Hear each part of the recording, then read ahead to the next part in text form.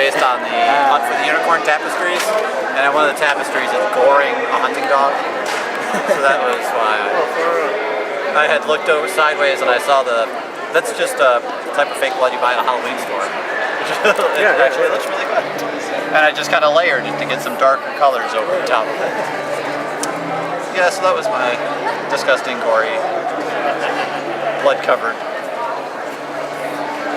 Hello, and this is, we're at Claude Raymond Design LLC. That is it. And are you Claude Raymond? I'm Steve. Claude and Raymond are my mother and father, but yes. Oh, nice. Claude Raymond. Now, do your mother and father make the artwork, or do you make No, I am. Oh, okay. But I just named the company after them. Nice. And how long have you been in business? I've been doing shows 4.5 years now. Is this your first time here at Odd Mall? No, I've been doing Odd Mall shows for about those 4 years. This one I've done since Andy first started coming out here to Toledo. Excellent. And you've made all of this? Yes. Well, my girlfriend has a couple of dragon hair clips and dragon hairpins, but I do the sculpting, the molding. How much for this baby? He is $250 is what I'm asking for him right now. I see. And what's this made out of? The core is actually paper mache.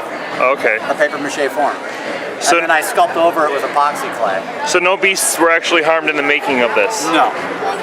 And I have a new unicorn that I'll be bringing to shows next year. I'll probably have it ready for Origins next year. Now what are these cage fairy? Now when you make these, do you come up with stories to go along with them? No, I'm kind of bad that way. I'm good with the sculpting and the designing and the creepy critters. Right, well you can always start. I mean, it's never too late. Yes, there's a couple of guys that I know that make monsters or creatures, and he has storybooks in the game that he actually does with his. This one kind of looks like Dobby a little bit from... Yes. I actually made a house elf for somebody, and then I didn't want to sell a house elf, so I made a version of him. Awesome. Well, yeah, because that way you have your own house elf, and it wouldn't be the same as Dobby, because Dobby is a free elf, remember? This guy actually, I used to have tea lights in this and a tea light in the little guy in the front, but I hardwired them with cables, and so they plug into the wall now, and there's little on-off switches for them. Wow, that's really cool. So you can plug it, like I could plug that into the wall? Yeah. Sweet. Yeah.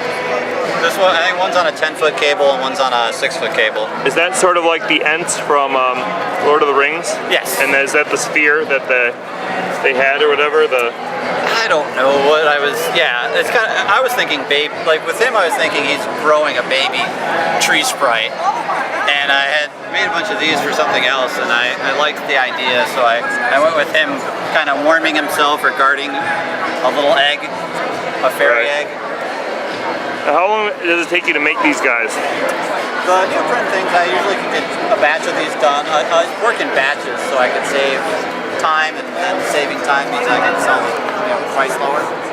So the wings take about 2 nights because the neoprene rubber has to dry. It really depends. What's the longest you've spent working on one of these things that's taking you longest? I have a bugbear that I take to shows. It's a life-size bugbear head. Bugbear? Chainmail and leather armor. It's a life-size what? A bugbear, yeah. Bugbear. Yes, like from Dungeons and Dragons. Oh, I've not played. And yeah, he took a long time. Do you have him with you now? No. He's very heavy, so I did not bring him. I wasn't going to have a place to hang him securely. He goes to Origins with me and a couple other shows. Nice. How'd you make these wands?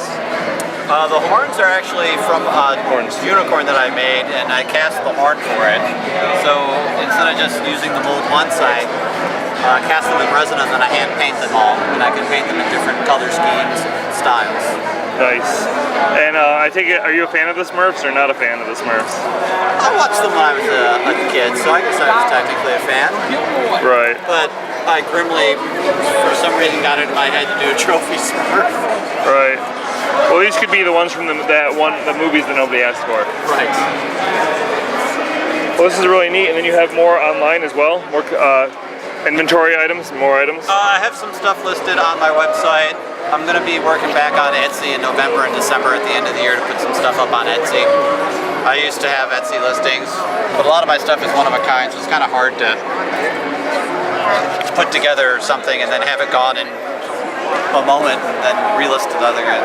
But stuff like this is a little easier to list on Etsy. Great. Well, These are the Dragon Keepers. I have a couple of GMs that had bought them from me at Origins, and when their dice are rolling poorly, they keep their dice in there. Nice. Jewelry, I see. Nice. Great. Well, I forgot this guy.